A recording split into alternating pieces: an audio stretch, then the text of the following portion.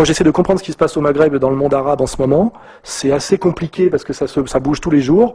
Il y a forcément des choses très spontanées liées à des colères légitimes, à des chefs d'État qui étaient complètement, comment dirais-je, traîtres à leur peuple, on va dire même en termes économiques, et souvent très soumis d'ailleurs aussi à l'Empire, c'est-à-dire Empire, Amérique et Israël. En général, on trouve toujours ces deux marqueurs forts. Il n'est pas certain que la révolte contre ces potentats qui ont été assez vite chassés du pouvoir, on a vu Ben Ali, il suffit que l'armée lui ait dit voilà, on te lâche, et il est parti.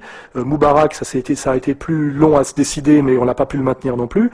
Mais il est très possible que ces colères populaires soient, c'est la stratégie impériale traditionnelle, manipulée et récupérée pour que finalement, de ces révoltes, ressorte une soumission au nouvel ordre mondial encore plus grande. On voit bien que Ouattara est un cadre du FMI.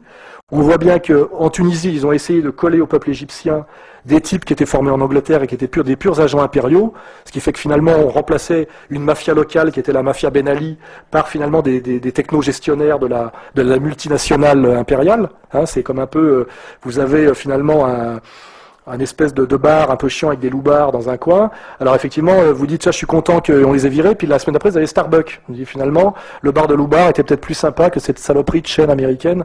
Voilà, donc vous vous dites, finalement, est-ce que j'y ai pas gagné tant que ça? Voilà. Et c'est un peu peut-être ce qui se passe en ce moment au Maghreb et dans le monde arabe, c'est qu'on est en train de déboulonner des chefs, on va dire des potentats à l'ancienne qui correspondent à l'ancien monde, pour ne mettre en fait que des gérants de chaînes, vous savez, comme pour les hôtels, etc. C'est-à-dire qu'à la fin, tous ces mecs-là seront des gérants de l'Empire mondial, qui ont fait leur classe aux États-Unis, Angleterre, FMI, etc. Et ça, on ne le sait pas encore aujourd'hui, mais c'est peut-être ce qu'on va constater. Et il y a un bras de fer permanent en Tunisie en ce moment, hein, avec le peuple qui est d'ailleurs assez mature, parce qu'en fait les Tunisiens ont refusé jusqu'à présent tout ce qu'on leur a proposé. Les Égyptiens ont aussi beaucoup résisté.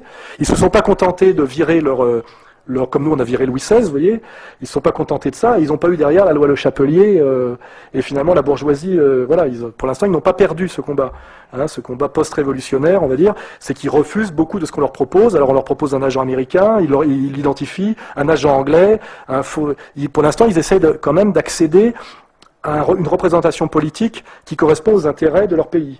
Mais ce combat se prolonge en Tunisie, encore en ce moment, et en Égypte aussi, voilà.